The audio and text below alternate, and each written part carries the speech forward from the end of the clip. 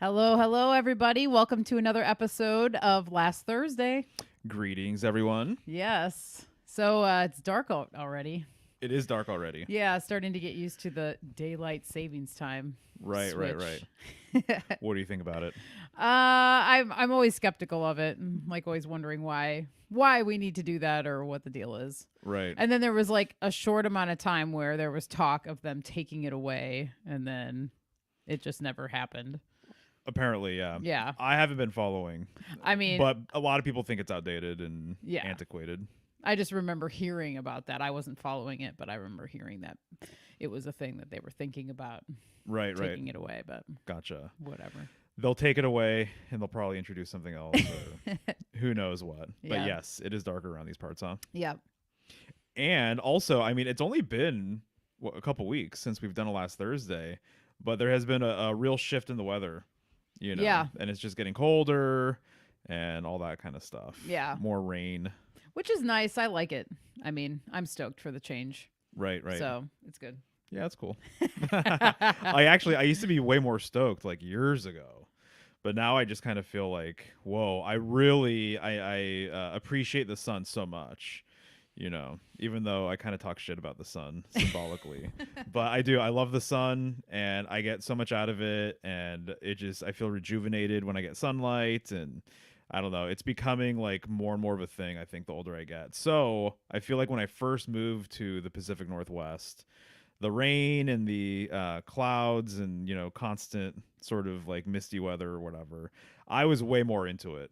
So just saying. Right. You're outgrowing it now. I'm outgrowing it. Yeah. Yeah, I I would can say see that. So, but I got to embrace the change anyway, right? Yeah, because it's here and it's happening. Not Yeah. stopping. Totally.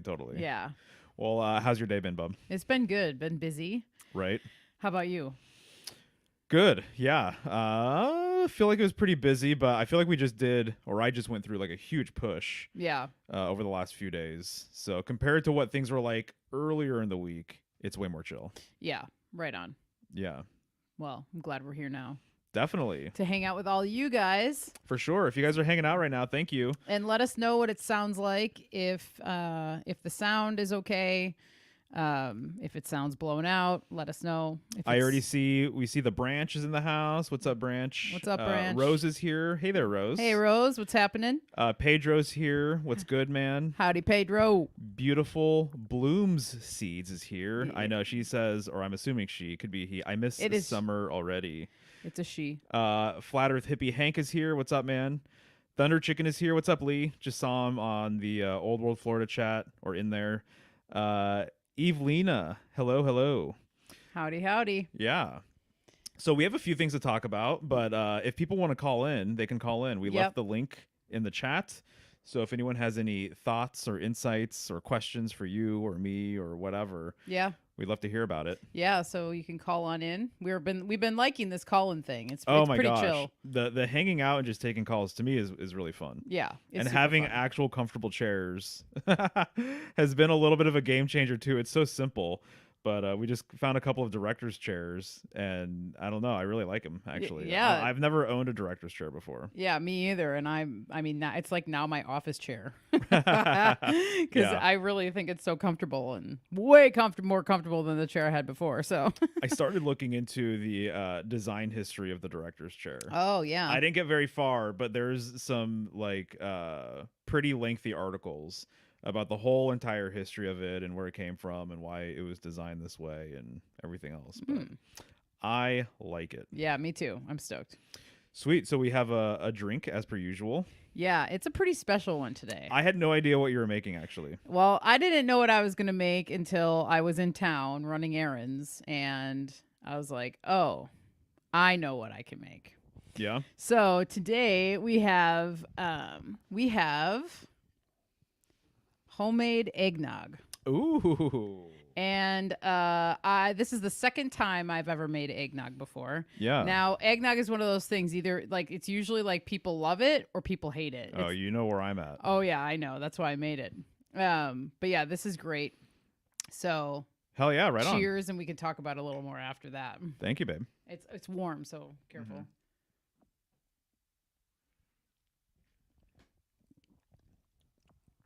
Yeah. Nice. Yeah, it's so special. and also so indulgent that you just need a little bit. Mm-hmm.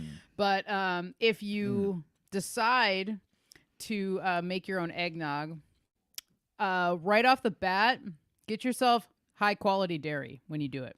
Mm. You should drink high quality dairy anyway, if you can.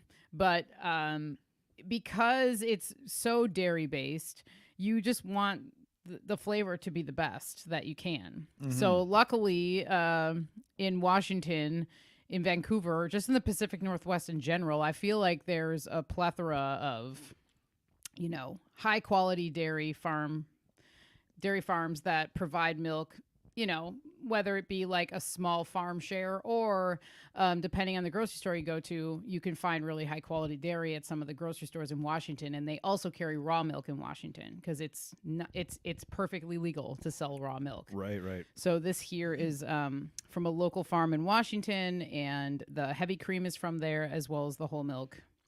And yeah, it's awesome. Oh, this is so good. Mm-hmm. Oh yeah, I'm really So into it. if anybody wants a recipe for eggnog and they're interested in that, let me know and email me because I've got this one down, I think, and it's so bomb. So 'Tis the season. mm-hmm. Nice. That's a true surprise. Good. I'm glad. I had no clue. I thought you may have got a hint when you came into the kitchen and it was on the counter. No. And then I was like, no, he's not going to know what it is regardless. So Yeah. it's all blurry here. So yeah. Well, good work. Yeah, thanks. I'm glad you were surprised. Yeah, totally surprised. Yeah, good.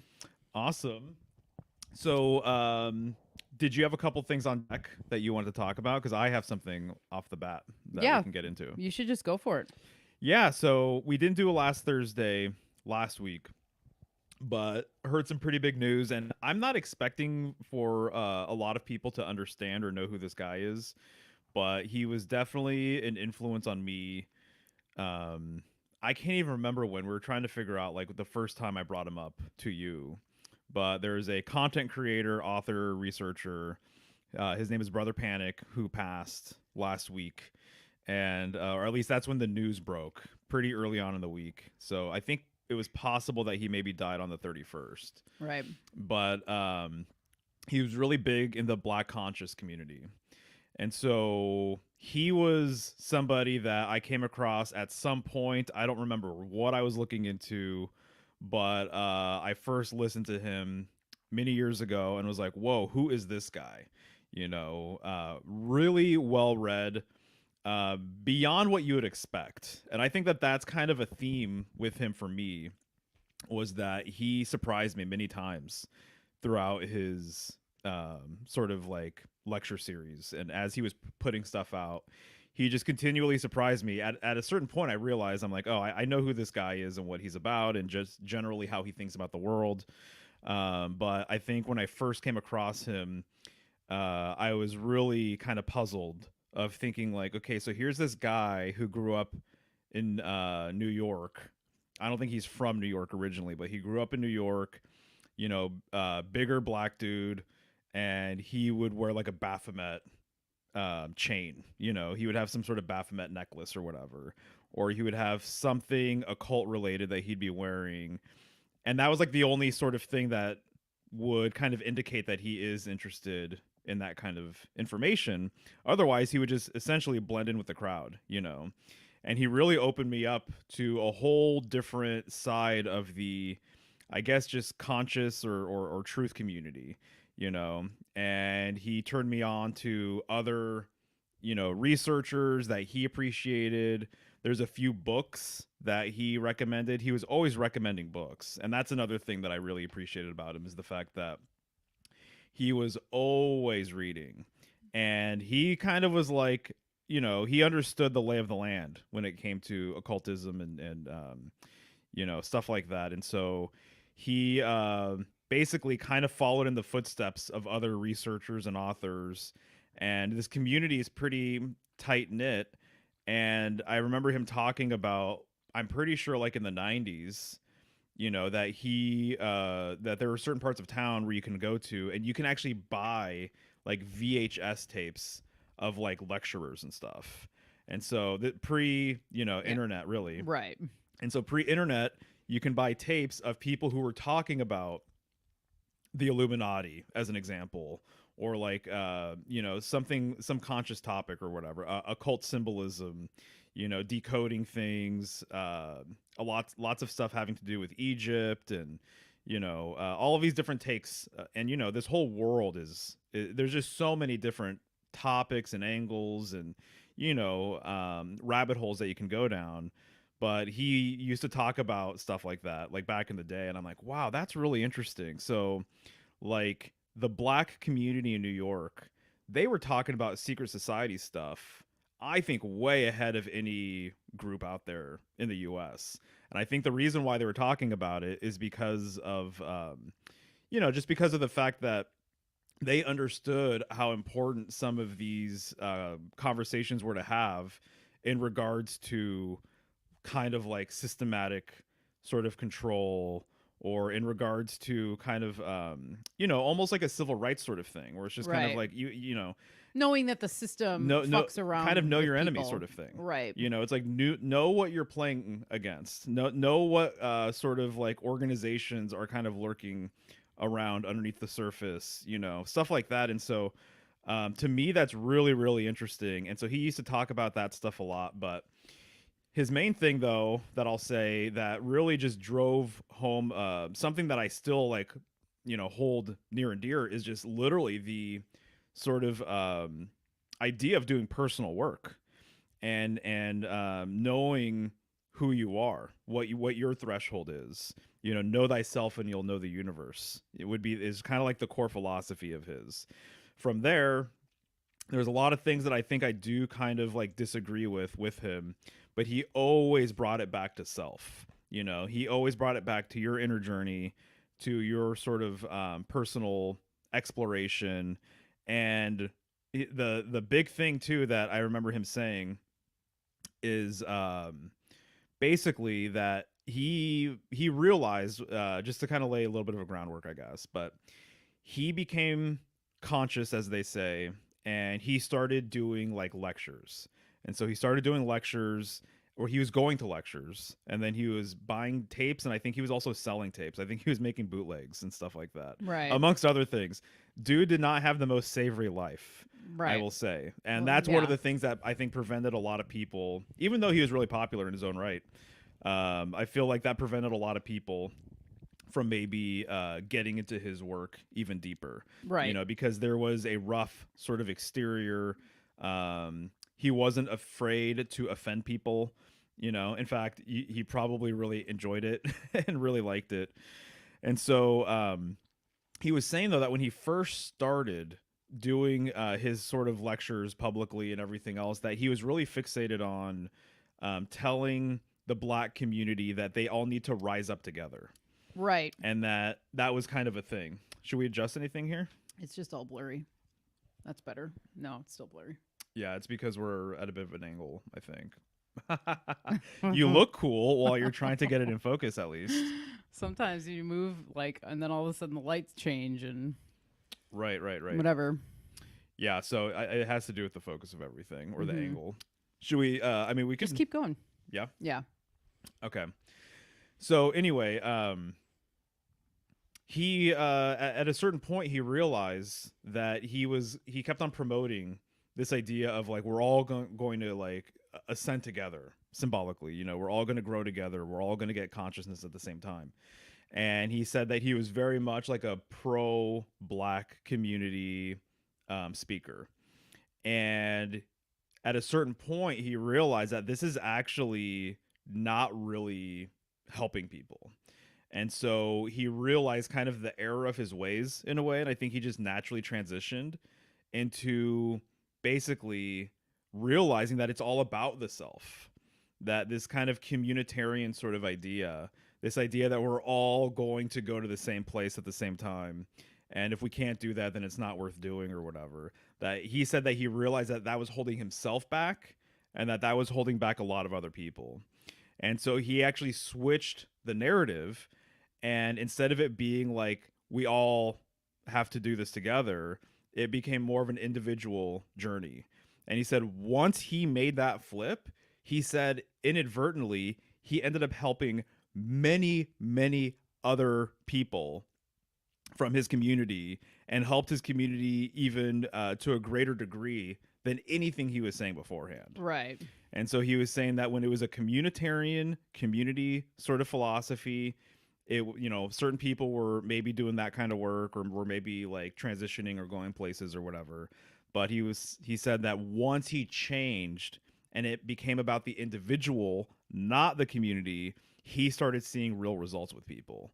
And that people were really taking his sort of word and taking his philosophy or taking his teachings or whatever, and actually started like changing their lives for the better. And so he realized that in that community, so many people are the victim of abuse, that there's absent fathers and there's abuse, and there's people in the the foster care sort of system and everything else. Mm-hmm. Drug use is out of control. Just like domestic violence out of control, all of these different things. And so he kind of has and had like a radical, I think kind of like a radical no nonsense approach to doing personal sort of work, I guess. And that these invisible wounds, he had a very clear understanding of like their dynamic, what they represent, and how to kind of address them within. And anyway, so up until that point, I have heard people talk about these types of things, but his brand of doing it and what he knew about psychology and magic, it was a complete fusion, I think, of like psychology, magic, philosophy, kind of spirituality, and he had his own way of kind of looking at things or whatever. But Yeah. he really spoke to me in a lot of ways during some formative years of my sort of truther, spiritual symbolic journey here. Yeah. Yeah. So, and I know there were some shows too that really clicked with you as well that I told you to listen to. Yeah, right? and like brought on big shifts in my life and made me look at stuff about myself that I didn't want to look at, but knew I had to once it was brought to my attention. And so he was a catalyst for that, for sure, for me. And then I just always remember how excited you would be when he'd have a new lecture, and you would get pumped and you would be wanting to hear what he had to say. And then anytime you came out of a lecture with him, you always had tons of great insights that came. And he was also kind of the catalyst for you to start looking into polar symbolism and the north, traveling north when we die, the north, all of that whole thing. There's a couple of books that he recommended that really opened me up to a lot of that stuff, or at least helped my journey with it. Yeah. Yeah. So, I mean, I just think that it was kind of one of those things when you told me that he passed. At first, I was a little skeptical because he's kind of one of those people that he understands, because he understands, I think, the occult world so well, and perhaps how this realm actually functions, or what may happen when we die. It almost felt to me like, I wonder if he faked his death, right? In order to, like you said, retreat from the public eye, and kind of continue his inner journey. Right, like it's a Machiavellian right sort of ritual thing that some people participate in, is killing their sort of public persona, and then but just basically going in hiding or becoming a hermit or whatever you want to say, right, but feeling as though their public work is kind of done and that they're ready to do something else. Yeah. And so that was kind of my hunch at first, Right. And then his wife came out with a video kind of talking about it. Mm-hmm. And from watching her on the video, I mean, unless she's a really good actress, which is possible, I got the sense that he really did pass on. Right. And no, it seems like he did. Yeah. Have you even had thoughts about him since? And kind of in a way, not like I felt Brother Panic around or whatever, but kind of more on my own level, kind of like, okay, see you, dude, or whatever. Right. In my own way. Right, right, And right. even though you were much more immersed in his work, I appreciated everything he was doing. Specifically, too, for seeing how much growth you got from listening to him, and then the Hmm. things you showed me to watch. It was like, he opened up floodgates in my life that had to be opened. Right. And it's just, yeah, I'm forever grateful for that. And I still remember the feeling of listening to the show that you recommended to me and being like, oh, holy moly, all right, I've got stuff to look at here, Right. in my own life. And I think that that's what his work did. And I think people who do that for everybody around them, they're very Right. it's very valuable. And a Right. lot of times it's not what you want to hear at the time. So a lot of times, like, when somebody tells you something and they're being honest with you, out of love, and it's something you don't want to hear, a lot of times it's hard to hear it, you cancel it out, you might even resent that person, you might shun them for a second or whatever. But if you actually take the time to listen to what they're saying and reflect on your own life, a lot of times, most of the time, you will go back to that person and say, thank you for doing that. Tough love. Tough love. Yeah. It's the best love. It's the hardest love to have sometimes, but it's so fucking necessary here. Yeah. It's one of the most necessary things that you've taught me, as well, and how valuable it is. Because Right. if you don't have that, you end up kind of just, I don't know. There's never any like improvement. Like, you can improve in your life without tough love, I suppose, but I feel like it's a lot harder. It's a longer road, and I don't think you get there as fast as you would unless you have somebody that can be honest, and then, And then the his whole entire thing too was that kind of similar to yourself and similar to, I think, myself in a lot of ways, was that he was well aware of the guru follower right, dynamic, or the right, teacher student sort of dynamic. And that I just feel as though if you're a real teacher, you would want your student to be able to do their own research. exactly, You would want your student to be able to figure things out on their own, and so that when you're no longer there, or you guys aren't whatever collaborating that way, then they're going to be fine, and right, that they understand enough to be able to put the pieces together themselves. And that's where he was at. And so I feel like a lot of the stuff that he was trying to say was that, yeah, tough love from someone else, certainly a thing, but that learning how to do that for yourself yeah, and navigate these waters on your own, sort of thing. And so I think that's kind of one of his core philosophies.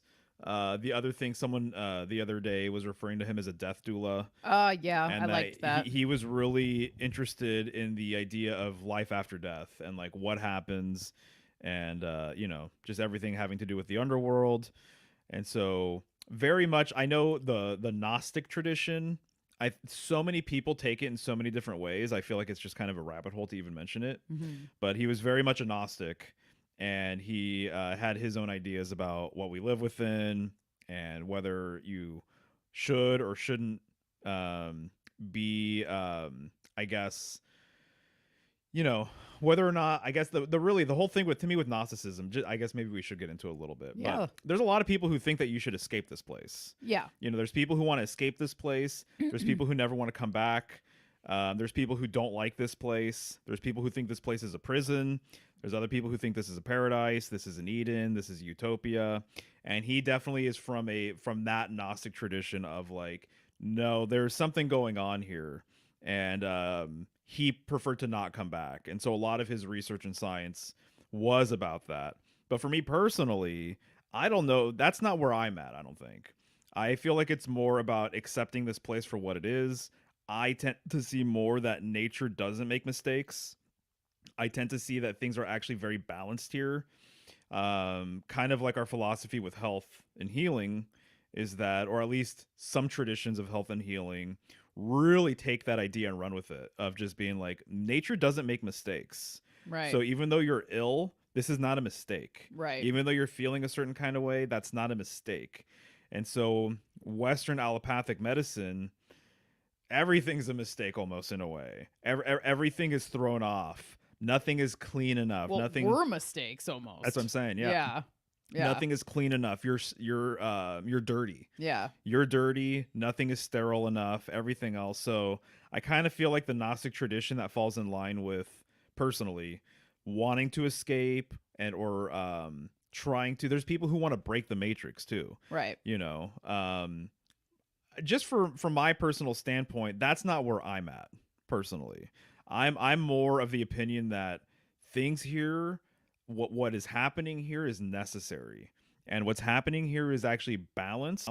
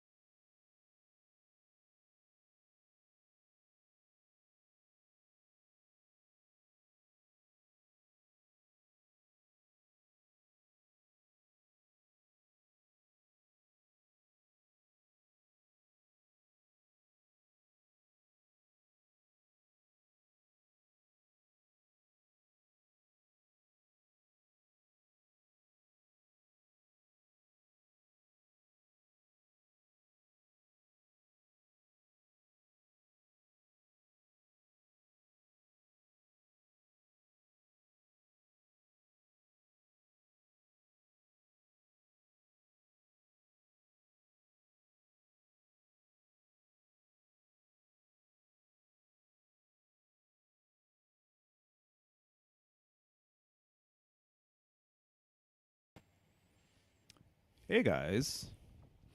Let's see. Technical difficulties. Yes, the branch is correct. Please stand by. We are having technical difficulties. Can you guys hear us now? Hopefully. Yeah, the blurriness, right?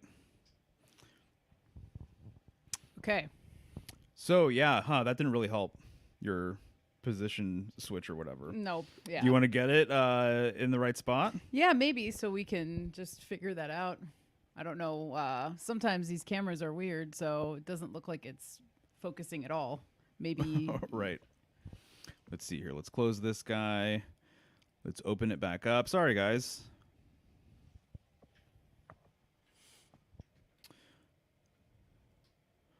So let's see. Yep, it's getting blurrier. I think maybe, honestly, I think, I don't know what we should do, to be honest with you. All right. Yeah, we're good. Yeah? Yeah.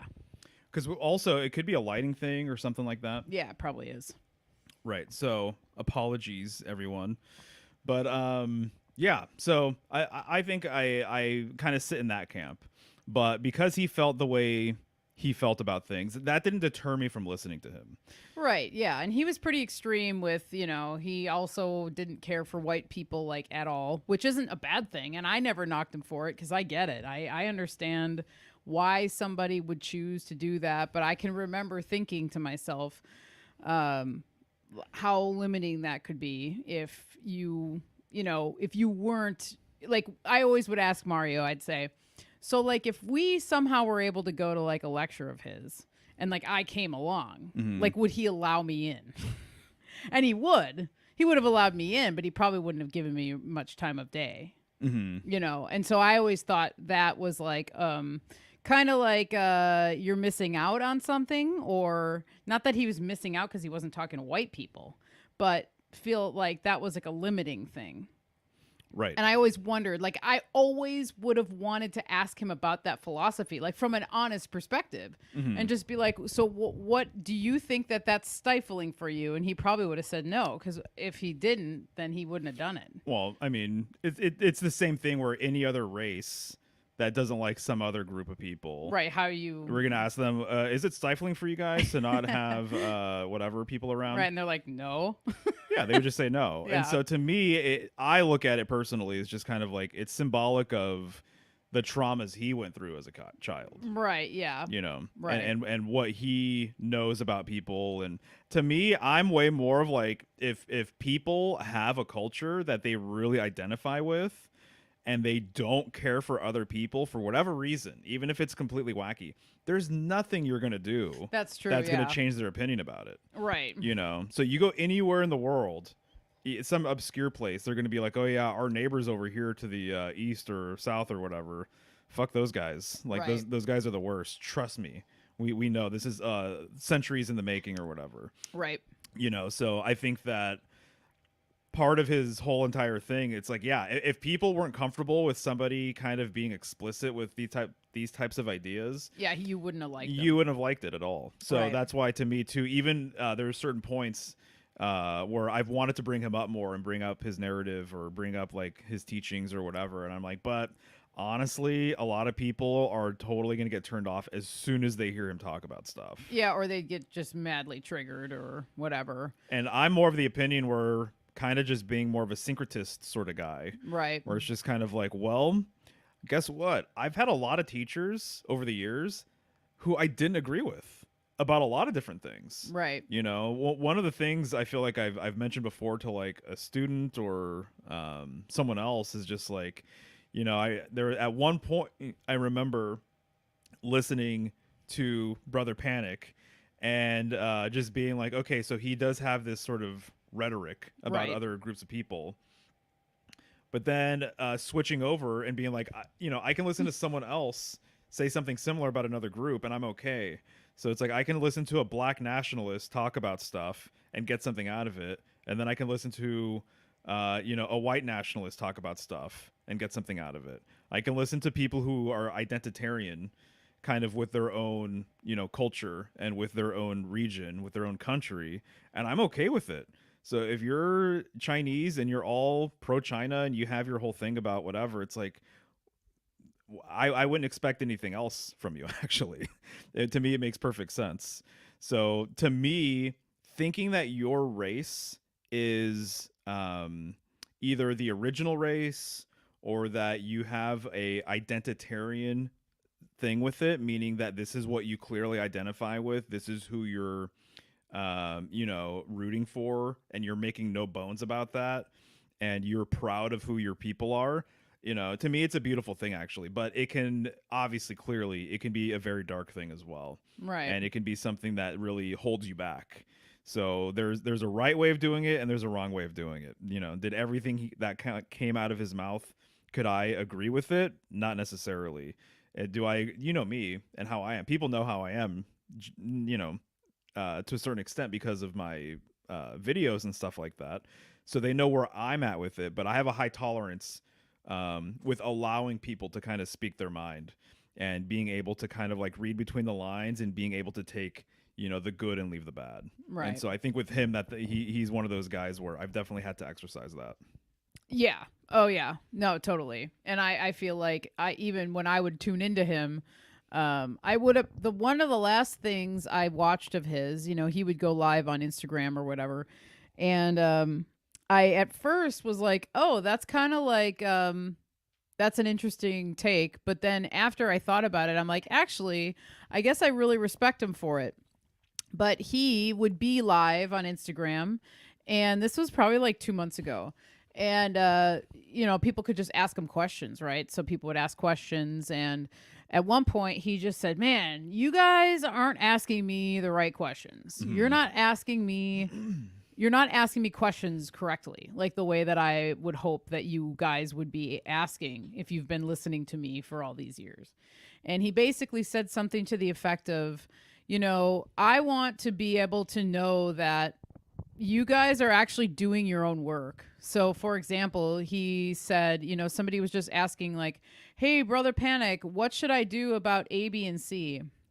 And he goes, I hope that you're already doing A, B, and C, and you come to me and say, hey, I've been working on this, that, and the other thing, and this is what I'm noticing. What do you think that I could do better? Or what do you think about that? Or something like that. Like he Mhm. wanted to he wanted to see that people were actually Doing stuff, yeah. doing the work instead of just coming to him and saying, what do I do? How do I do it? Oh my goodness. You know, that you had like your own foundation, you had your own basis, you had your own research that you were doing already. And like I said, at first I was like, oh well, but what if somebody just straight up had a question, you know? But I was like, well, but I can respect them for kind of being that way and thinking like, well, yeah, like hopefully if you've been listening to his teachings all these years, you'd see that he's wanting you to try this shit, not Mhm. just ask him what happens when you do it.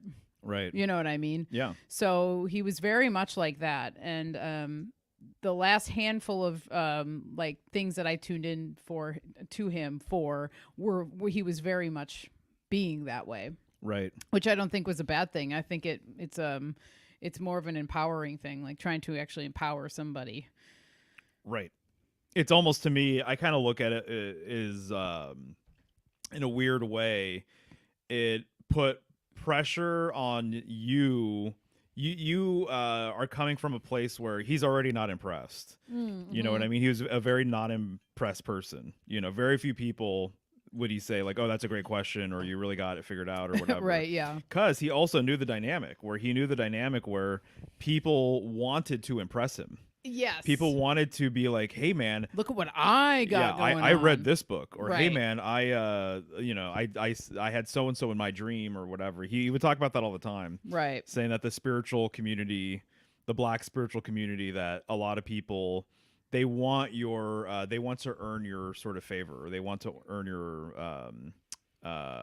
like, I don't know, they want to be in your good graces, Mm-hmm. and they think that they can get in your good graces by saying things, certain ideas, or whatever. Right. And so he would always talk about that. So I think he developed kind of a mentality of being like, so I'm not going to give anybody anything.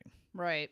I'll give people props if they're my friends, or if I'm inviting them on for a show or something. But unless they're doing like for real work, it's almost, to me, it's kind of no different than like a musician or something, or an athlete or something like that, where it's like, oh yeah, well, that's cool that you're this far along in your journey, but like when you become really seasoned at your craft, just like with anything, you don't get impressed easily.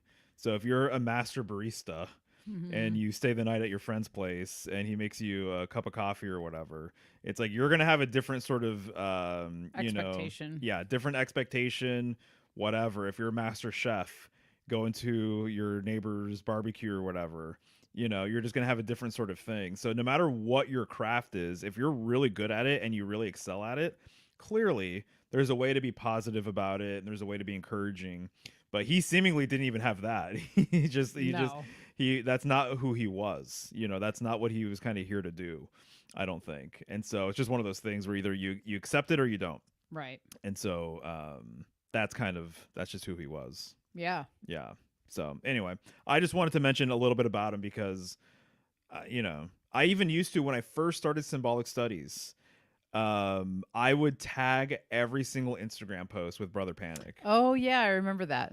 Yeah. Yeah. And so that was like a thing for like a year probably, where I just kept on tagging him. And I feel like I got his attention once. He either liked something or something like that at some point. He saw one of my posts or whatever, but he it's not like Yeah. yeah, He wasn't barking up your tree. he was not barking up my tree. Right. We were not in touch or anything like that. Right. So I always wished that something would spark off with you guys, because I think that you would have really I can imagine you guys would have had a really amazing conversation, But I Right. think like through all your work, you know, you've kind of like embodied him in some way, and I think that you are a caliber of person that like him. Mm. Like your level of research and understanding of things and your ability to retain information and understand it and recite it, very similar, very similar vibes that I would get from listening to him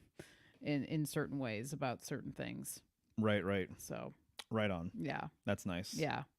So yeah, so that's my little spiel. Yeah. Brother Panic. Yeah. So if people happen to be interested in stuff, you can look him up on YouTube, Occult Lectures. That's his handle for YouTube, and then occultlectures.com is his website. And he wrote a couple of books over the last handful of years. And yeah, he'll definitely be missed. It was surprising to me, you know. Yeah. One of the more surprising deaths, I feel like, for myself personally over the last handful of years or whatever. Right. So Yeah. and I don't think any actual details have come out about what happened or I have a feeling that there won't be right to the general well, public. The other thing that's crazy too is that it was announced his passing on the Day of the Dead. Right. That's why I was skeptical of things. And 'Cause of the everybody, timing. yeah, Scorpio season is like, I mean, it's the whole entire thing of the veil is thin, and you know, Scorpio season is when Halloween occurs and Day of the Dead occurs for a good reason, you know. Right. All right. We kind of already addressed the chat, but let's see who else we have here before we move on. It's going to pull in here.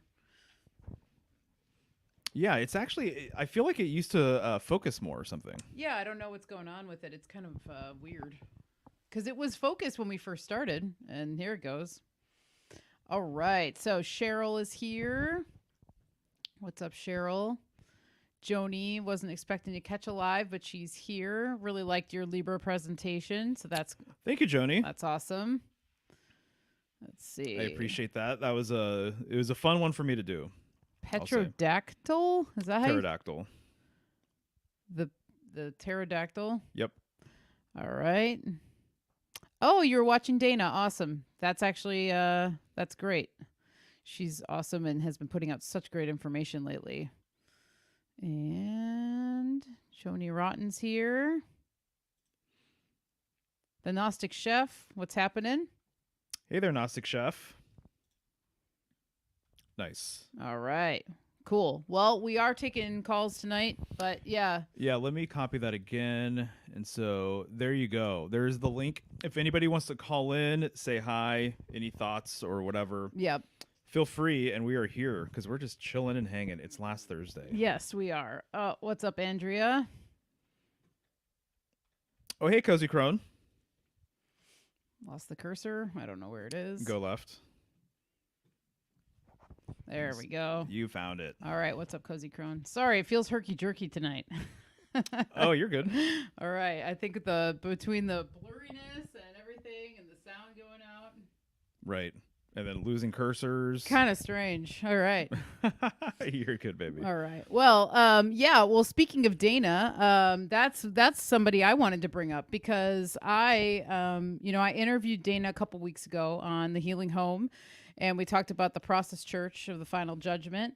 And anyone who's been listening to Dana, you know, her channel is Rotting Jewels on YouTube. She was live just a little bit ago.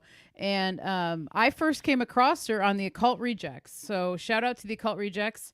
They had us on to talk about the Process Church.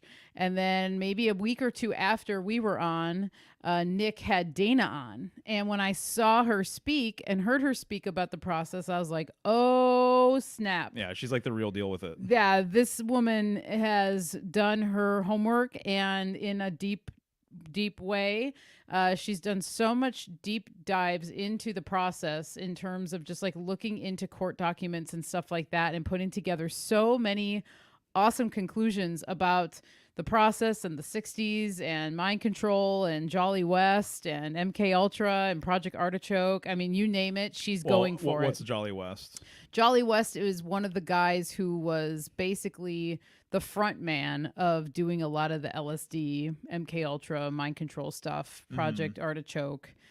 He also is linked to, which Dana is talking about, he's linked to having like either he was a programmer or a handler for like Timothy McVeigh, the Unabomber, you know, these sorts of things. So she's kind of looking further than Manson and saying like, okay, there's more to the story than just Manson here. You know, a lot of these people have been programmed to do what they've done, or Right. they were used, or they were the patsy or whatever you want to say. Mm-hmm. But that's some of the more recent stuff that she's been uncovering. And if anybody is interested in this sort of information, I highly recommend her channel. And I just really appreciate what she's doing. It's really good work. Nice, right on. Yeah. So you just wanted to give her a quick shout out? I just wanted to give her a quick shout out because I'm really liking what she's doing. And I think that, she has a bravery to her that she is just like going for it. And a lot of times these subjects can get kind of weird. And she's had ex-Scientologists like kind of reach out to her. She's had people, I don't know if she's had people threatening her necessarily, but she's definitely had people kind of like trying to intimidate her or right, what have you, because the Scientology community is very much up in the mix of all this stuff. right. And it kind of never, with the process too, the process never went away. It just became something else, and I think it's very much a part of the underworld of our world, when it comes to drugs and sex trafficking and of people, animals, you name it. I think they're involved in a big, big way. Right. And so she's basically uncovering a lot of that. Right. Totally. Yeah. Yeah. Well, you guys had a pretty spooktacular episode, right? Yeah, we Together. did. I had her on Halloween. I thought it was very appropriate to have her on Halloween, considering all the stuff we've been talking about and how crazy it is. So, right. yeah, it was a good one. Right. Totally. I know. Yeah. She's going for it, as we've been saying. Yeah. Which God bless her, and I hope she, has kind of her own spiritual protection, because getting into these topics and like making that like your topic sort of thing can potentially be dangerous and comes with, just different I don't know, just different rewards, but then also different potential, hurdles. Yeah. I guess you can say. No, totally. But it seems like she's like genuinely, legitimately passionate about all this stuff. Yeah, clearly. she is. She totally is. Right. Right. So beautiful blooms seeds. No sound, but is it me? Question mark. Chat isn't doing anything either. Huh. There should be sound. So I mean, Branch hears us. He just said trust the process. Okay, yeah. That's right. Trust the process. Right. Yeah. So that's cool. I mean, it's always fun to come across people who you're really resonating with. Yeah, totally. And Definitely. I know Nick too. Like she's been on there like a handful of times recently. New York Patriot. Oh yeah, she's been on quite a bit. Yeah. Right. Yeah. Yeah. So what's her, I guess, beside, I mean, she's clearly she's trying to show the receipts of how involved they actually are, and she's finding like tangential sort of figures, right? People who are related to this history and everything else. She basically, the idea is that she's just along the way, she's just revealing her research to you guys. Yeah. Pretty much. Yeah, basically. And she's kind of going through other people's research. So, right now I think I don't know if she's in the middle of reading Tom O'Neill's book, Chaos. But she's been referencing him quite a bit. There's another woman that she's been referencing lately, and I can't remember her name, but basically, yeah, kind of just going through all of this information and with a fine-tooth comb, and kind of wanting to, I think, hold people accountable for this stuff. But again, I just think that it's such a deep root with all this, like with the process. I think they're a deep root in the underworld that I don't know if accountability is really their game or like what will happen with them. But I think the more people that know that this is even a thing, the better. I mean, really. Right. So. Right. And then people can do with the information what they will. But I know for me, like all the Manson stuff, and clearly we had our whole Summer of Love series, that was a huge part of my own healing journey.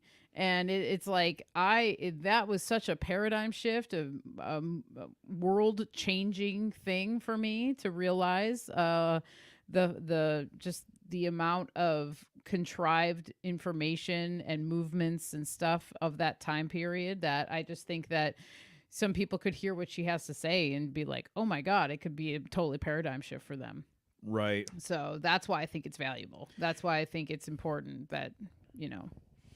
it gets out there. Right. Totally.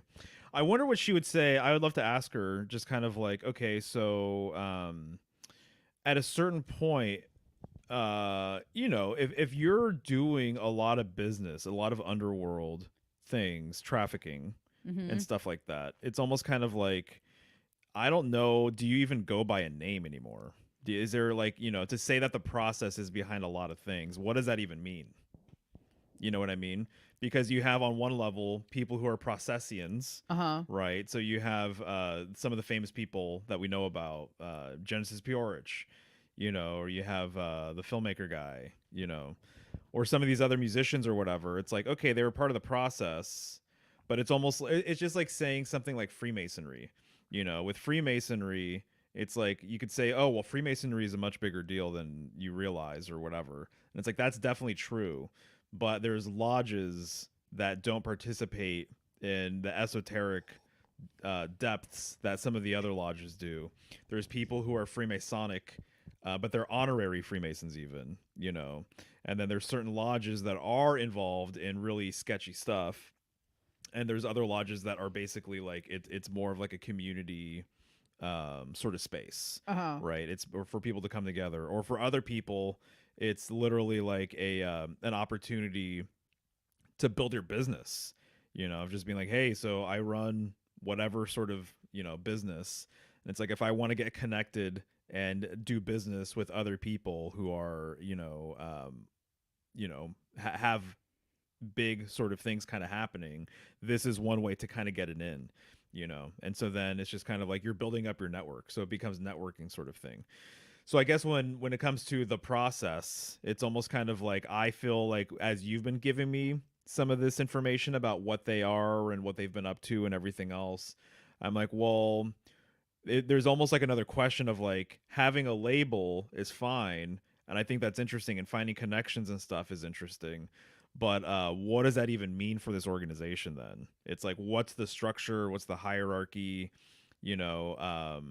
Is it really is it as nefarious as one might think it is, kind of with what's been put out there about them?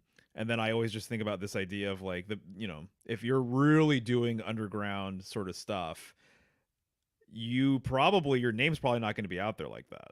Well, I think that's why they are the Best Friends Animal Sanctuary now. Mm-hmm. And I think I have the hunch that that's not the only organization that they might have. That's more like it's a front, but almost not. Like, I think that it's a purposeful, front. Like they're It makes me wonder if the process is something of a front right for something else. I see what like you're saying. What would she say about that, I guess? Right. Yeah, no, that's a good question. I don't know. But I mean, that's okay, totally possible. I mean, I really think it's British intelligence is what I think. And she's talked about that. But I think that a lot of it comes down to British intelligence, because that's where they got their start, is in London. Right. And so I think that there's something going on with that and the Vatican, and I just think that they are just way more involved with drug trade, and all of those things. Like, as an example, are people initiated into the process still? As an example, Right. so then to me, all I'm trying to do is clearly define what this means now. Of just being like, okay, I've seen the logo a million times, heard you talk about it a bunch, heard her talk about it a bunch. Like, not like what's the big picture sort of thing, but almost kind of like, so are people initiated into the process still? Are there processians? Do you make a clear distinction between someone who might be a processian and someone who is maybe literally doing some of this underground stuff?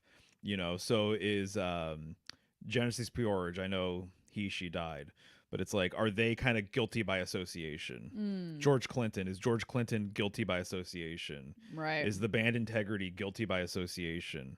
Like, what are like the lines here? Like, what are we really talking about? Kind of, in a lot of ways. Which, if I listened to her channel, I'd probably know more of these answers. Right. And so I'm not diving into it the same way you are. right. And I think a lot of it too, there's a lot of unanswered questions as well. I don't know if we know those answers, but my hunch is that are people still, when you ask, are people still initiated into it? I would say yes. Mm-hmm. That's my hunch. Right. Is that they are such a powerful force, or the things that they do are so important to the functioning of the underworld, of the black market, of whatever you want to call it, that it almost, like, they just hold, they're at, they're very important.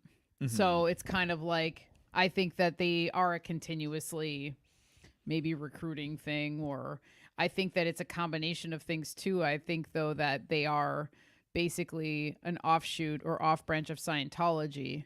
And so then the questions become, well, how much is Scientology, involved in these things? Right. And then how much of the process is actually just Scientology?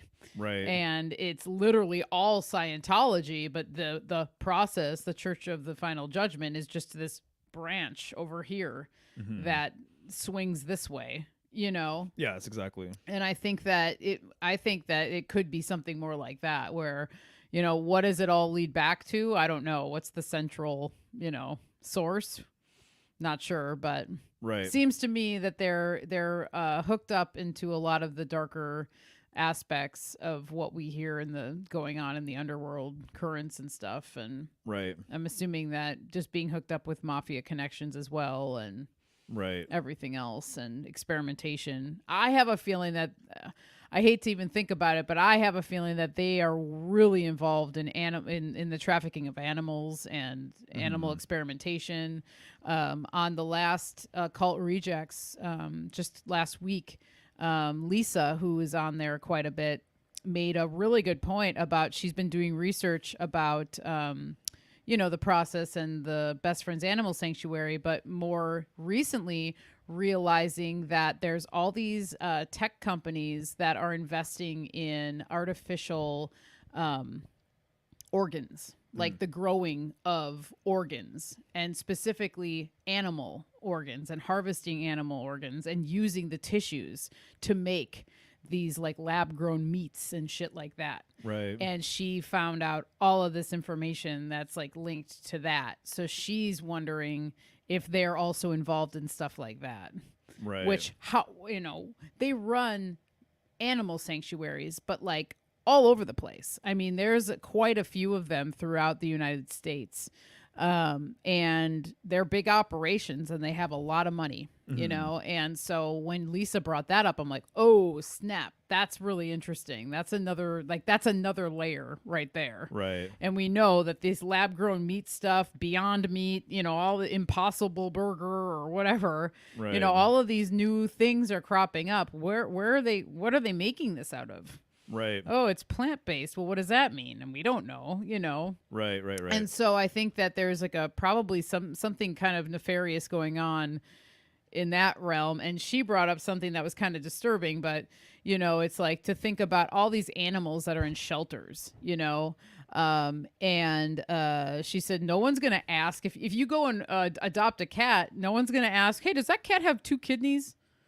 Right. They're not going to be asking those questions. Yeah, of course. And then people look at animals differently than they look at humans, unfortunately, and thinking that, oh, they're just an animal, so whatever, I don't look at them that way, but there's quite a few people out there that do. And it's like, you're not asking the right questions, or why would somebody think of that? Right. Right. Right. And so maybe down the road, your vet might notice, oh, hey, this cat only has 1 kidney, but by that time, Right. So there's just really because animals are in the position they're in where they can't speak to us. They can't tell us. Right. You have to use your intuition, and you have to ask questions in order to know their history. Right. And you have to tap into them, and you have to want to. And I think that it's just kind of one of those things where they seem to be a group of people that take advantage of beings or people that are unable to express themselves in certain ways. So for what that's worth, that's kind of where I'm starting to think about things. And it's because of the research Dana has been doing, and then hearing Lisa talk about that on the Occult Rejects. I was like, whoa, yeah, there's all sorts of new wrinkles that are coming up. So Right, right, right. Very grateful for what they're doing. Totally. And also, I'm just kind of reminded, like when we talked about the Hell's Angels and what their thing was, it's almost more of like a these groups that operate in the liminal spaces. Mm-hmm. That's part of their function. Yeah. It's almost like, no, we want a group that is, you know, kind of undiscernible or undetectable, or they're always going here and going there, or they kind of they do things that I feel like aren't like traditionally understood or known, kind of like rackets or whatever. Right. And I think that that kind of like works to their benefit, because then people are left wondering. So I mean, the process church has been a known thing since the 60s, right? Yeah. Yet there's people who are like, what are they? What do they do? What to what depths do they actually operate? How do they make their money? You know, all these different types of things. And it's like, well, that kind of elusiveness works in their favor. Oh, of course. It allows them to continue on and keep going, Right. you know, and that's why they do it. Right. So, Totally. yeah. Totally. I expressed this the other day, and so I like it. It's interesting. I like that you're the first person who introduced me to it years and years ago. You know, I'm always just, if there's like a new group and that group becomes the boogeyman, that group becomes the scapegoat, and that group is suddenly the channel for all of the ills that happen in the world. Mm-hmm. That's something just to be skeptical of. Yeah, that's true. That's Just, a good point. just saying, because it could be, oh well, it's these people or it's those people or it's whatever. It's like there's millions of scapegoats out there, and there's a lot of groups out there that are scapegoats. So just like I was saying earlier, someone right now is telling their mom or dad or friend or something like, no man, the Freemasons, dude, they run it all, they're doing everything and blah blah blah. And so I that's not how you are. You don't present things to me like that when it comes to the process. Mm-hmm. But if there's one thing that I'll say is just, you know, is just that, I suppose, of just kind of like, well, you know, finding this scapegoat or whatever, you could be drawn towards, you know, pointing fingers at somebody, and it's much easier to do that than to say point fingers at yourself and, you know, kind of internalize, you know, things, I suppose. So my whole thing has always been, for a number of years now, it's like, no saviors and no scapegoats. Right. You know, I don't want to put anyone up on a high pedestal and be like they're the end all be all of doing this and that. I respect people. I'll learn from them, all that. Clearly, I don't want anyone to do that to me. Clearly, you don't want anyone to do that to you. Similarly, I don't want to create a scapegoat in a people or a person or like a group and be like, this is who is fucking everything up or whatever. Right. And so that's all. That's the only thing I'll say about all of that, is just kind of like, just kind of just always keep that in the back of your mind, of just being skeptical of even this scapegoating sort of idea, you know, and what all we're going to kind of accuse them of. Right. And when it's so mysterious like this too, it's just like, it's very hard to know. It's just like, I think I'm pointing my finger here, or I think that they're connected to this or whatever. And then your mind can maybe kind of like try and fill in the gaps or whatever. Right. So I don't know if that makes sense or not. Yeah, totally. Yeah. I wonder what she would say about that. Yeah, I don't know. Just kind of curious, you know. I don't know.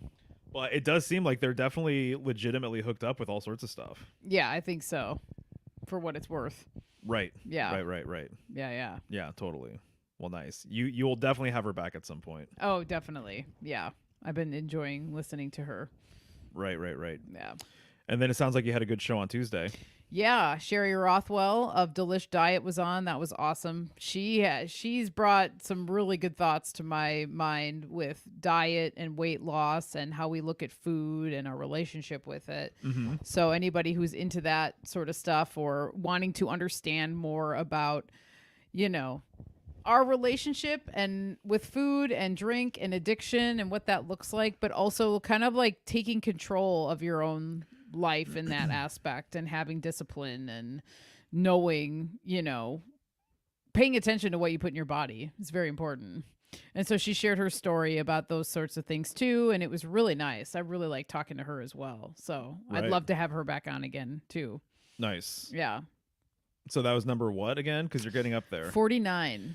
49. Jeez. I know. It's pretty 49 cool. weeks. 49 weeks. It'll be a year on November 22nd that I started the Wow. podcast, which is kind of crazy. It's crazy that it's already a year, but it's pretty awesome. I feel like I've learned so much in a year. Wow. I feel like that every year, but I'll say 2023 has been one for the ages. That's for sure. Oh God, yeah. Yeah, there's been so much that's happening, and Right. oh my God, so much has happened and so much has been developed, and it's so amazing. So really grateful for it. No, totally. Yeah, I mean, it's been the biggest catalyst for you It of has. anything you've tried so Yeah. far throughout the years. And you've been going for like a little while now too, I would say. Yeah, I mean, sometimes when I think about it, I'm like, wow, you have that moment of just like not embarrassment, but that moment of going like, wow, I've been doing this a long time. It's taken this long to be able to feel momentum, Right. but it's just like how it goes sometimes, and everything is different, and everybody is different and how their projects work. But a lot of it for me was mindset as well. It's taken me a long time to develop a more healthy A mindset. long time. A more healthy mindset, a more positive mindset, an abundance mindset. I just feel like it's always been a struggle for me. And now I feel like a lot of the movement is because of that in and of itself. Right. But I think also just changing my perspective on things, and having, I don't know, just a renewed sense of self or something, Yeah. that felt like it really came through strongly over the last couple of years. Mhm. I think since moving here, I think really there's just been a lot of development, a lot of learning happening. Right. And so over the course of the last 3 years is where I've felt the most accelerated amount of change for me personally. And I just think yeah. living in the city, I mean, you can be focused in the city, don't get me wrong, but everybody knows living in the city, I mean, it depends on your lifestyle and everything else, but there can be many distractions, but there also can be a lot of beautiful things that get you closer to your sort of true path, Mm-hmm. So there's people who have excelled in the city, and there's people who have completely burnt out and got chewed up and spit out in the city Yeah. as well. But it's just the amount of noise has just gone down so much in our lives that it's just like I mean, it was like a regular occurrence. Okay, well, let's go get food, or let's go do this, or let's go do that. It's like where we live now, it's not as viable. Yeah. Right. It takes time. It doesn't make sense. It doesn't make sense. To do So it. you don't go out just to get a quick whatever. Right. And so that has really limited, the amount of times that we get distracted and stuff like that. And there's just there's no street lights, there's no traffic, there's a lot less going on out here. So it's allowed us to really focus on our projects and stuff. Yeah, totally. And I think having like space to actually like have a substantial garden and Yeah. all of that has been a big, thing for me to help to just like settle my mind and feel more Right. grounded, and all the things that that are required when you're trying to do something that you really want to work. So Right. Yeah. Right. it's good shit. Totally. Yeah. It's been awesome. Yeah. It has. Hell yeah. That's worth celebrating. It is worth celebrating. Maybe I'll throw you a surprise party or something. Yeah, thanks. Nice. Something that I was going to mention later on, Put but your mic up there again. Yeah. Like all the way up. that's what you did last time and it seemed to work. Do you want me to do it again? No. Yeah. Well, we're gonna have to figure that out, I think, after hours. Yeah. I was just gonna mention, if people happen to be in the Portland, Salem area, August 19th. Sorry, August. What the hell? November 19th. Don't know where that came from. But I'm teaching a class at Invoke. And so it's cool. It's the first class I'm doing at Invoke. You've taught a class there right before the pandemic, actually. Yeah, well, that was at our old location in Portland. Yeah. Yeah. But it was right before the pandemic. Yeah, it was like that was the last class that I taught in 2020. It actually, it's so it's just interesting that that was like, because I remember once the class was over, there was like Portland was a buzz because there was all of this stuff going on with it. Yeah. Oh yeah. Well, it was on the 18th of March. I still remember it. And then it was like that Monday, that next Monday, everything Right. shut down. Yeah. And it was like bam. What the hell? Right. And it was crazy. Yeah, obviously everybody went through that. So, but yeah, that was the last class I actually taught physically. So Right. it's really cool that you're going to be teaching now at her Silverton location. Yeah, totally. So she is one of a handful of people we knew who got out of Portland Yeah. over the last 3 years, and good for her. And so if people are interested, they maybe have seen it already, but you did an interview with Christy, I did. who owns Invoke. Yep. And she's an amazing person, man. I mean, I sing her praises all the time. She's really changed my trajectory with research and information. I've said this again, but she let me borrow several books that really changed the game for me. She's given me several books that have changed the game for me. And she's just been such an awesome person to have around in my life that I just feel like she's kind of like one of the almost like an angelic sort of figure when it comes to if I look back on where I'm at now with what I like to talk about and what like gets me going and stuff. It's like she's probably one of the key figures that kind of opened me up, So her shop opened up in our old neighborhood, which is how we came across it. And I'm like, whoa, this is just like a little kind of like occult type store or something, like metaphysical shop or whatever, but it was way different. Yeah, it felt way different. It was way different than a lot of the other shops. And one of the biggest things was that she had used books. And so she had used books. And so no matter what, there was always random stuff kind of coming in versus a lot of little magic shops. It's the same 3 or 4 publishers that have little publishing companies underneath them. And so it's all just from like the same sort of catalog or whatever. And it's a lot of new stuff, and just being able to find books that are like from like the 60s and 70s and 80s, was huge. And so I loved going there and just seeing what she had. And then, like I said, she just introduced me to a lot of things. So to be able to do a class at her shop now, I don't know. I think it's really, really rad just to see how far along we've kind of come with our relationship with her and everything. We just saw her this past weekend. Yep. But she's just an awesome person. So if anyone is in the area, November 19th, not August 19th. Yep. I'll be giving a class called Symbolism and Self. Yes. And so I'm really going through the nature of symbolism and mythology, the functions of symbolism and mythology.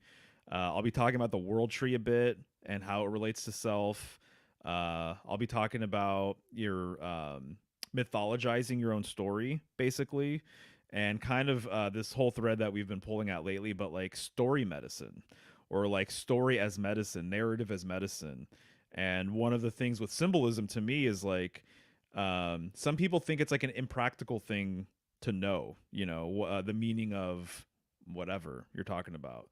But there's actually lots of very useful, practical things to take away from the study of symbolism.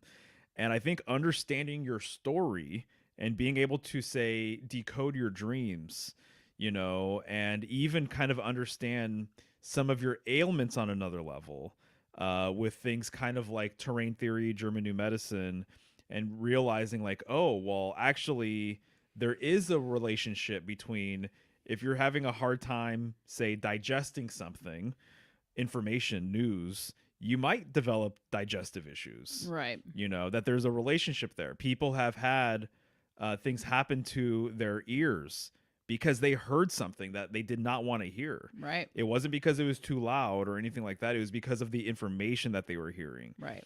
Or people developing eye conditions because they saw something that they wish they hadn't seen. Right. So to me, there's a very clear correspondence between like symbolism, understanding your story, knowing how to decode, and then also health and wellness.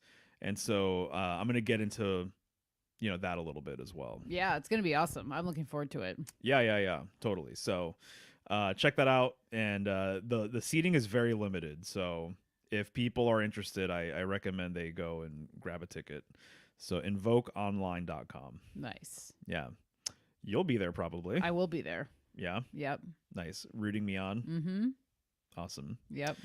So wanted to talk about that. And then the last time we were here doing this, my Crow episode hadn't come out yet. Oh, right. So I just did an episode with Crow, and we talk about the North Star for the first hour, and then we talk about astrology and tarot for the second hour.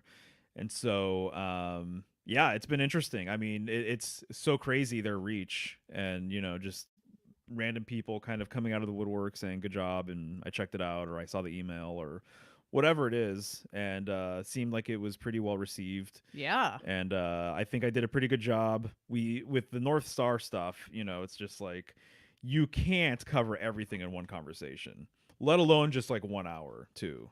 And so the first hour was all about that, and there's many more hours in me to get into it further, but I think we did a pretty decent job just kind of going over sort of the basics for people. Yeah, definitely. And so it felt like a pretty big milestone for me. It's a huge milestone. Yeah. Yeah. Yeah. And I mean, getting to present that information about the North Star is huge. That's like really, really your jam, and you understand it really well. So Right. I think it's going to be a good opener for a lot of other people. Right. Yeah. Yeah, totally. I think so too. And so once again, too, another thing that's been really cool about it is like when you put yourself out there, you never know who's listening, right? And so people have been like messaging me like book titles and giving me like links to like other to articles and like stuff like that. And so there's always this huge sort of give and return sort of dynamic with this stuff. So Right. every time I choose to go out and talk about it, I'm getting more information about it. So Right. then my awareness of it continues to just kind of go up or whatever. Right. So still my rabbit hole, still my jam, getting lots out of it. And if people like this line of thinking or information, I definitely have like fully integrated this stuff, the polar tradition, northern symbolism, with my awareness of Libra. And so I just did a presentation called The Axis of Libra, if people want to check that out on my channel. Yeah, that was really great too. Yeah, thank you. So I feel like I finally decoded or like uncovered what Libra's all about, I think you did. in my opinion. It took Yeah. me several years, easily. Probably the longest sign it's taken me to develop this kind of relationship with. But I feel like I understand it now way better than I did years ago. Yeah, Yeah. that's good. So people should give that a go. I recommend it. Nice. But yeah, long story short, I think the scales pretty much it's an axis, world axis symbol. It's an axis mundi symbol, axis mundi. And so I think I kind of make a pretty clear case that that's the deal too. Yeah, you do. I mean, and I think it goes so hand in hand with the weighing of the souls ritual and making sense that the actual, pole of the scale is the pole. Yeah, it makes perfect sense, The right? pull out of here, it really makes a lot of sense. Right. Totally. Mm. So that's what I put out there. Nice. Yeah. Seems like some people have given me very nice sort of words about all of that. So that's cool. I'm going to drop this link in here one last time. Should anybody want to call in or say hello? If not, it's all good. Yeah, totally. Somebody said you look like David Tell. Yeah, I saw that. That's and hilarious. actually, he kind of does right now. That's funny, like looking at him. I'm wearing David Tell like clothing. You are the hat. I know It's the people hat. said that what was it, that he looks like a gas station attendant or something. David Tell is awesome. Yeah, he's right. I like him. Yeah, he's very funny. He's still at it too. Right. Not as much, but I'm also not clean shaven, so I'm sure that's a thing as well. yeah, that's probably part of it. It's winter. Yep. Yeah. Nice. Cool. Well, anything else on your mind, bub, or what? Man, I mean, off the top of my head, not 100%. I mean, You seem a little low energy. But Ah, you've had a busy day. yeah. It was a really busy day. I And feel just like, going out of town for a bit, even if it's just for a grocery run, yeah, it can totally take it out of you. yeah, totally. I think I got thrown off too in the beginning with the things getting cut off and Uh-huh. things like that. But yeah, no, I don't something's not like burning in me right now to like go for or talk about. So To bring up. yeah, not that I can think of, but Right on. yeah. Awesome. Well, should we land this ship then? Yeah, maybe. I mean, I don't know. Unless you have anything else that you wanted to talk about. I'm good. Yeah. Yeah, I mean, I feel like Brother Panic wanted to talk about that. Talked about the Crow episode. Talked about the class coming up. Talked about my presentation briefly. Right. I mean, and I wanted to bring up Dana and Right. talk about Sherry. So Totally. yeah, We can keep this one short. There's like no pressure yeah, to keep things moving along here. yeah. And if nobody is wanting to call in or has anything else too, so yeah, Okay. I Right say on. we can land it. Let's do it, guys. Thanks for being here and hanging out. Yeah. So, let's see here.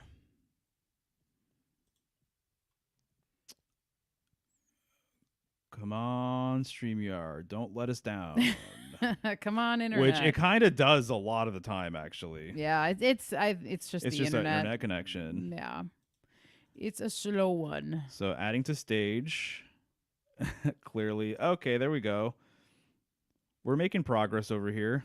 Nice. Okay, got up. Oh, hey, Brianna. Nice to see you. What's up, Brianna? Cool. Awesome. So if you guys want to support the channel, you can do so at michelleshealinghome.com. Yeah, and I just want to say thank you to everybody that have been placing orders and reaching out. I am very grateful for all y'all. It's things are selling out, and it feels really, really awesome to be getting to that point. Oh, you easily have the most momentum you've ever had before. Yeah, right now. It's really cool. So it feels really awesome, and I'm just very grateful for all the opportunities that have been coming our way and everything else, and to be able to share my remedies with more people. Yeah, it's what it's all about. So thank you to everybody. Up on the screen, it is my menu that is current. I've got just a couple bars of my hemp and honey soap left, oat and honey as well. I actually just made brand new shampoo bars. I had a bulk order come through for Christmas time, so I made a double batch of shampoo. So there's going to be plenty of shampoo to go around for people. My new deodorant, which I reformulated just recently, is seriously, it's like, I love it. Like, I love putting it on every day. I'm really happy with the formulation, and I was working on it for a while. And so I'm just really happy to release it now. Nice. So that's still available too, but head to the website, because now we have an online store. So you can actually just go to the store and order instead of having to email me and stuff like that. Right on. Yeah. And then you can check out for yourself what those soaps look like, which they both came out very beautifully. I'm really excited about them. The next full moon offering newsletter is coming out on the 27th. So then I'll have a brand new offering for you guys. Looking forward to sharing with you guys what I have this month, as always, on the full moon. Thank you to all the patrons out there for all your support. You guys are awesome, and just continue to really bring gratitude to my life. It's really awesome. So Chance, Sarah G, Liam, Amy, Miriam Hank, Jenny G, Erica, Moonlander, Spoons, Mary, Louie, Diane, Logan, Debbie, Natasha, Mary Beth, Nausicaa, Stephanie, Jennifer, Charolai, Peter, Elise and James, Amy.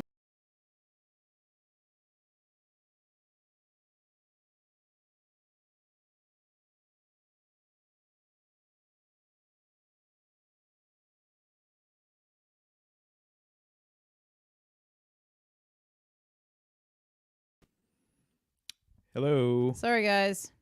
We got kicked off. Yeah, our internet is the pits. Yeah, it's So we'll just run through these. So thank you again to all the patrons, patreon.com/thehealinghome for anybody who would like to jump on over there.